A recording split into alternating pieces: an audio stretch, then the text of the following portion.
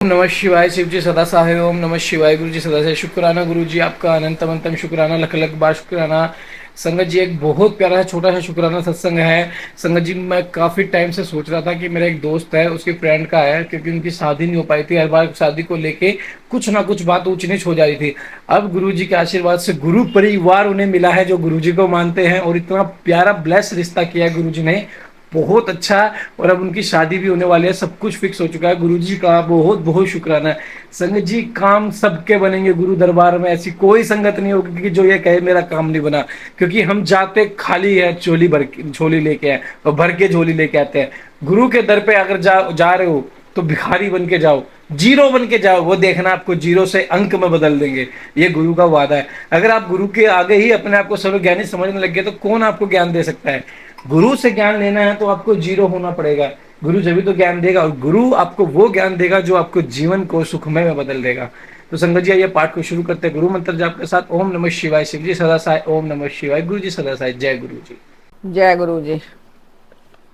श्री शिव महापुराण विधे विधेश्वर संहिता। प्रयाग में सूत जी से मुनियों का तुरंत पाप नाश करने वाले साधन के विषय में प्रश्न। जो आदि और अंत में नित्य मंगलमय है, उनकी समानता अथवा तुलना कहीं भी नहीं है। जो आत्मा के स्वरूप को प्रकाशित करने वाले देवता है, उनके 5 मुख हैं। और जो खेल ही खेल में अनायास जगत की रचना, पालन और संहारता, अनुग्रह एवं तिरोभाव रूप 5 प्रबल कर्म करते रहते हैं, उन सर्वश्रेष्ठ अदर अमर ईश्वर अंबिकापति भगवान शंकर का मैं मन ही मन चिंतन करता हूँ। व्यास जी कहते हैं कि जो धर्म का महान क्षेत्र है, जहाँ गंगा यमुना का संगम हुआ है, उस परम पुण्यमय प्रयाग में जो ब्रह्मलोक का मार्ग है, सत्यव्रत में तत्पर रहने वाले महातेजस्वी महाभाग महात्मा मुनियों ने एक विशाल ज्ञान यज्ञ का आयोजन किया। उस ज्ञान यज्ञ का समाचार सुनकर पौराणिक शिरोमणि व्यास शिष्य महामुनि सूर्य जी वहां मुनियों का दर्शन करने के लिए आए। सूर्य जी को आते देख वे सब मुनि उस समय हर्ष से खिल उठे और अत्यंत प्रसन्नचित से उन्होंने उनका विधिवत स्वागत सत्कार किया। तत्पश्चात उन्हें प्रसन्न महात्माओं ने उनकी विधिवत स्तुति करके विनय पूर्वक हाथ जोड़कर उनसे इस प्रकार कहा। सर्व विज्ञान विद्वान रोमहर्षण जी, आपका भाग्य बड़ा भारी है। इसी से आपने व्यास जी के मुख से अपनी प्रसन्नता के लिए ही संपूर्ण पुराण विद्या प्राप्त की, इसलिए आप आश्चर्य स्वरूप कथाओं के भंडार हैं। ठीक उसी तरह जैसे रत्नाकर समुद्र बड़े बड़े सारभूत रत्नों का आगार है, 3 लोकों में भूत वर्तमान और भविष्य तथा और भी जो कोई वस्तु है वह आपसे ज्ञात नहीं है। आप हमारे सौभाग्य से इस यज्ञ का दर्शन करने के लिए यहाँ पधार गए हों और इसी व्यास से हमारा कुछ कल्याण करने वाले हैं, क्योंकि आपका आगमन निरर्थक नहीं हो सकता।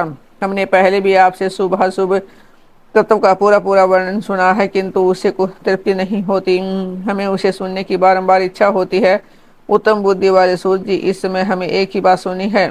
यदि आपका अनुग्रह हो तो गोपनीय होने पर भी आप इस विषय का वर्णन करें। घोर कलयुग आने पर मनुष्य पुण्यकर्म से दूर रहेंगे, दुराचार में फंस जाएंगे और सबके सब सत्य भाषण से मुँह फेर लेंगे, दूसरों की निंदा में तत्पर होंगे, प्राय धन को हड़प लेने की इच्छा रख करेंगे। उनका मन प्राय स्त्रियों में आसक्त होगा तथा वे दूसरे प्राणियों की हिंसा किया करेंगे। अपने शरीर को ही आत्मा समझेंगे, मूढ़ नास्तिक और पशु बुद्धि रखने वाले होंगे। माता पिता से द्वेष रखेंगे, ब्राह्मण लोभ रूपी ग्राह के ग्रास बन जाएंगे। वेद बेचकर जीविका चलाएंगे, धन का उपार्जन करने के लिए ही विद्या का अभ्यास करेंगे और मद से मोहित रहेंगे। अपनी जाति के कर्म छोड़ देंगे, प्राय दूसरों को ठगेंगे। तीनों काल की संदेह उपासना से दूर रहेंगे और ब्रह्म ज्ञान से शून्य होंगे। समस्त क्षत्रिय भी सब धर्म का त्याग करने वाले होंगे। कुसंगी पापी और व्यभिचारी होंगे, उनमें शौर्य का अभाव होगा। वे कुत्सित चौर्य कर्म से जीविका चलाएंगे, शूद्रों का सा बर्ताव करेंगे और उनका चित काम का किंकर बना रहेगा। वैश्य संस्कार भ्रष्ट, सर्व धर्म त्यागी, कुमार्गी, धनोपार्जन प्राण तथा नाप तौल में अपनी कुत्सित वृत्ति का परिचय देने वाले होंगे। इसी तरह शूद्र ब्राह्मणों के आचार में तत्पर होंगे, उनकी आकृति उज्ज्वल होगी, अर्थात वे अपने कर्म धर्म छोड़कर उज्ज्वल वेशभूषा से विभूषित हो व्यर्थ घूमेंगे। वे स्वभावतः ही अपने धर्म का त्याग करने वाले होंगे, उनके विचार धर्म के प्रति कूल होंगे। वे कुटिल और द्विज निंदक होंगे। यदि धनी हुए तो कुकर्म में लग जाएंगे, विद्वान हुए तो वाद विवाद करने वाले होंगे। अपने को कुलीन मानकर चारों वर्णों के साथ वैवाहिक संबंध स्थापित करेंगे, समस्त वर्णों को अपने संपर्क से भ्रष्ट करेंगे। वे लोग अपनी अधिकार सीमा से बाहर जाकर द्विजोचित सत्कर्मों का अनुष्ठान करने वाले होंगे। कलयुग की स्त्रियां प्राय सदाचार से भ्रष्ट और पति का अपमान करने वाली होंगी। सास ससुर से द्रोह करेंगी, किसी से भय नहीं मानेंगी, मलिन भोजन करेंगी, कुत्सित हाव भाव में तत्पर रहेंगी, उसका शील स्वभाव बहुत बुरा होगा और वे अपने पति की सेवा से सदा ही विमुख रहेंगी। सूर्य जी, इस प्रकार जिनकी बुद्धि नष्ट हो गई है, जिन्होंने अपने धर्म का त्याग कर दिया है, ऐसे लोगों को ही लोक और परलोक में उत्तम गति कैसे प्राप्त होगी? इसी चिंता से हमारा मन सदा व्याकुल रहता है।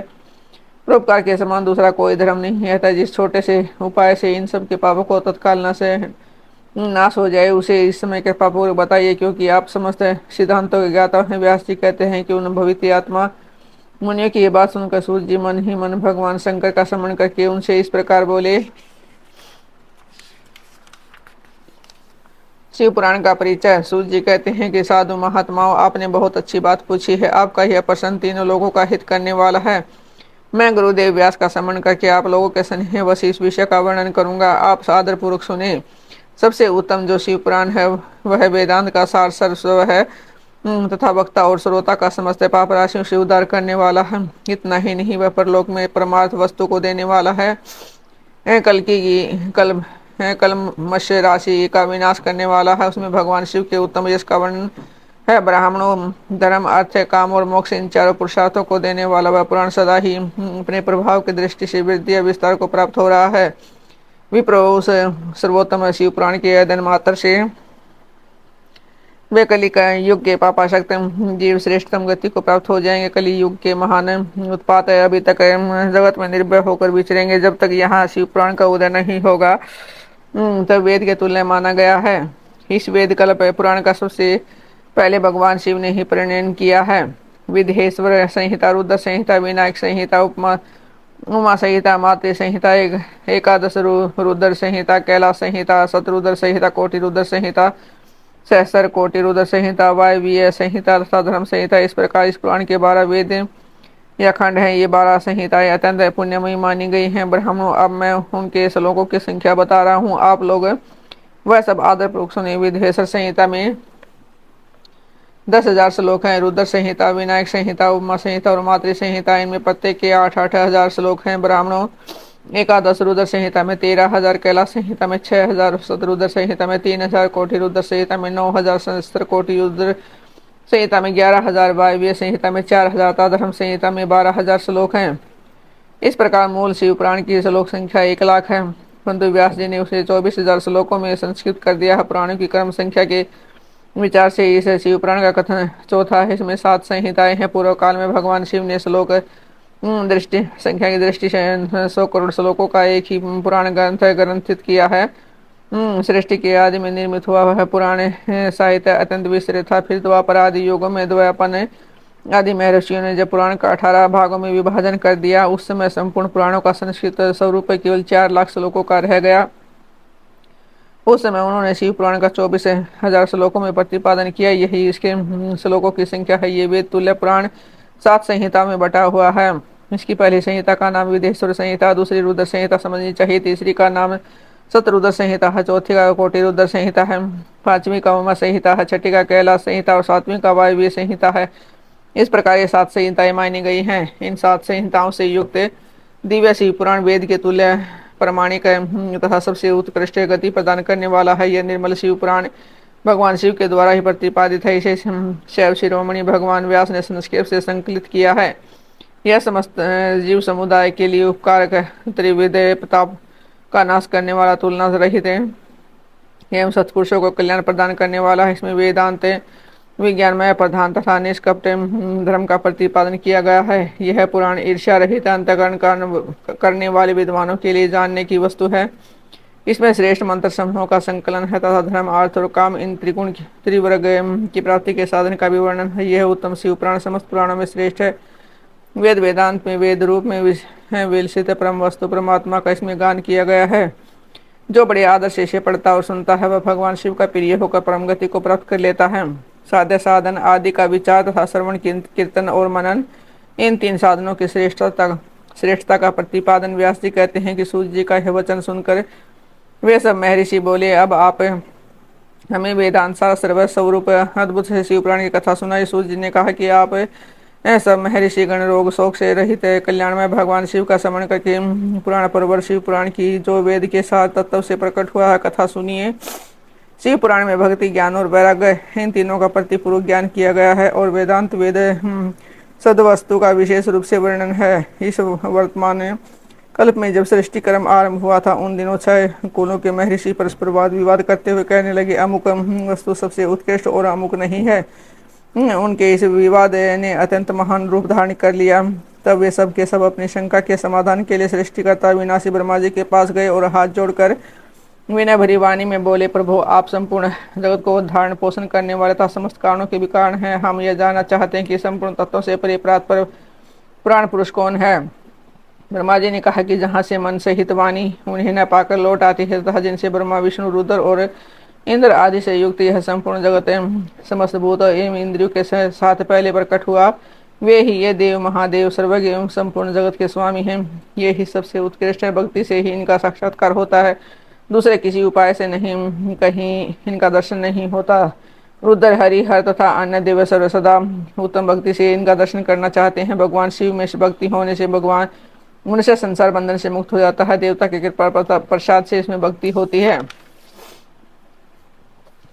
और भक्ति से देवता का कृपा प्रसाद प्राप्त होता है। ठीक उसी तरह जैसे यहाँ अंकुर से बीज और बीज से अंकुर पैदा होता है, इसलिए तुम महर्षि भगवान शंकर का कृपा प्रसाद प्राप्त करने के लिए भूतल पर जाकर वहाँ सहस्त्रों वर्षों तक चालू रहने वाले एक विशाल यज्ञ का आयोजन करो। इन यज्ञपति भगवान शंकर की कृपा से वेदोक्त विद्या के सारभूत साध्य साधन का ज्ञान होता है। शिव पद की प्राप्ति ही साध्य है, उनकी सेवा ही साधनता, उनके प्रसाद से जो नित्य नैमित्तिक आदि फलों की ओर से निष्प्रह होता है वही साधक है। वेदोक्त कर्म का अनुष्ठान करके उनके महान फल को भगवान शिव के चरणों में समर्पित कर देना चाहिए। कि परमेश्वर पद की प्राप्ति है, वही सालों के आदि के कर्म से प्राप्त होने वाली मुक्ति है। उन पुरुषों की भक्ति के अनुसार उन सबको उत्कृष्ट फल की प्राप्ति होती है। उस भक्ति के साधन अनेक प्रकार के हैं जिनका साक्षात महेश्वर ने ही प्रतिपादन किया है। उनमें से सारभूत साधन को संस्कृत करके मैं बता रहा हूँ। कान से भगवान के नाम गुण और लीलाओं का श्रवण, वाणी द्वारा उनका कीर्तन तथा मन के द्वारा उनका मनन, इन तीनों को महान साधन कहा गया है। तात्पर्य यह है कि महेश्वर का श्रवण, कीर्तन और मनन करना चाहिए। यह श्रुति का वाक्य हम सबके लिए प्राणभूत है। इसी साधन से संपूर्ण मनोरथों की सिद्धि में लगे हुए आप लोग परम साधक को प्राप्त हो। प्रत्येक लोग प्रत्यक्ष वस्तु को आंख से देखकर उसमें प्रवृत्त होते हैं, परंतु जिस वस्तु का कहीं भी प्रत्यक्ष दर्शन नहीं होता सो सर्वेंद्रिय द्वारा जान सुनकर मनुष्य इसकी प्राप्ति के लिए चेष्टा करता है। अतः पहला साधन श्रवण ही है। उसके द्वारा गुरु के मुख से तत्व को सुनकर श्रेष्ठ बुद्धि वाला विद्वान पुरुष अन्य साधन कीर्तन एवं मनन की सिद्धि करे। कर्म से मनन पर्यंत साधन की अच्छी तरह साधना कर लेने पर उसके द्वारा सालों के आदि के कर्म से धीरे धीरे भगवान शिव का सहयोग प्राप्त होता है। पहले सारे अंगों के रोग नष्ट हो जाते हैं, फिर सबका लौकिक आनंद भी विलीन हो जाता है। भगवान शंकर की पूजा, उनके नामों के जपता, उनके गुण रूप विलास और नामों का युक्ति प्राण चित्त के द्वारा जो निरंतर परिशोधन या चिंतन होता है उसी को मनन कहा गया है। वह महेश्वर की कृपा दृष्टि से उपलब्ध होता है, उसे समस्त श्रेष्ठ साधन में प्रधान या प्रमुख कहा गया। सूर्य जी कहते हैं मुनीश्वरी, इस साधन का महात्म्य बताने के प्रसंग में आप लोगों के लिए एक प्राचीन वृत्तांत का वर्णन करूंगा, उसे ध्यान देकर आप सुने। पहले की बात है, पराशर मुनि के पुत्र मेरे गुरु व्यास देव जी सरस्वती नदी के सुंदर तट पर तपस्या करे थे। एक दिन सूर्य तुल्य तेजस्वी विमान से यात्रा करते हुए भगवान सनत कुमार अकस्मात वहां पहुंचे। उन्होंने वहां मेरे गुरु को देखा, वे ध्यान में मगन थे। उसे जगने पर उन्होंने परम पुत्र संत कुमार जी को अपने सामने उपस्थित देखा। देखकर वे बड़े वेग से उठे और उनके चारों चरणों में प्रणाम करके मुनि ने उन्हें अर्घ्य दिया और देवताओं के बैठने योग्य आसन भी अर्पित किया है। तब प्रसन्न हुए भगवान संत कुमार विनीत भाव से खड़े हुए व्यास जी से गंभीर वाणी में बोले, मुनि तुम सत्य वस्तु का चिंतन करो। यह सत्य पदार्थ भगवान शिव ही है जो तुम्हारे साक्षात्कार के विषय होंगे। भगवान शंकर का श्रवण कीर्तन मनन ये तीन महत्तर साधन कहे गए हैं। ये तीनों ही वेद सम्मत हैं। पूर्व काल में दूसरे दूसरे साधनों के संभ्रम में पड़कर घूमता घामता मंदराचल पर जा पहुंचा और वहां तपस्या करने लगा। तदंतर महेश्वर शिव के आगे से भगवान नंदीकेश्वर वहां आए। उनकी मुझ पर बड़ी दया थी। वे सबके साक्षी तथा शिव गुणों के स्वरूप स्वामी भगवान नंदीकेश्वर मुझे स्नेहपूर्वक मुक्ति का उत्तम साधन बताते हुए बोले, भगवान शंकर का श्रवण कीर्तन और मनन ये तीनों साधन वेद सम्मत हैं और मुक्ति के साक्षात कारण है। यह बात भगवान शिव ने मुझसे कही है। अतः भगवान तुम श्रवण आदि तीनों साधनों का ही अनुष्ठान करो। व्यास जी से बारंबार ऐसा कहकर अनुगामियों सहित ब्रह्मपुत्र संत कुमार परम सुंदर ब्रह्म धाम को चले गए। इस प्रकार पूर्व काल के इस उत्तम वृत्तांत का मैंने संक्षेप से वर्णन किया है। ऋषि बोले, सूत जी, श्रवण आदि तीन साधनों को आपने मुक्ति का उपाय बताया है, किंतु जो श्रवण आदि तीनों साधनों में असमर्थ हुआ मनुष्य किस उपाय का अवलंबन करके मुक्त हो सकता है? किस साधन भूत कर्म के द्वारा बिना यत्न के ही मोक्ष मिल जाता है?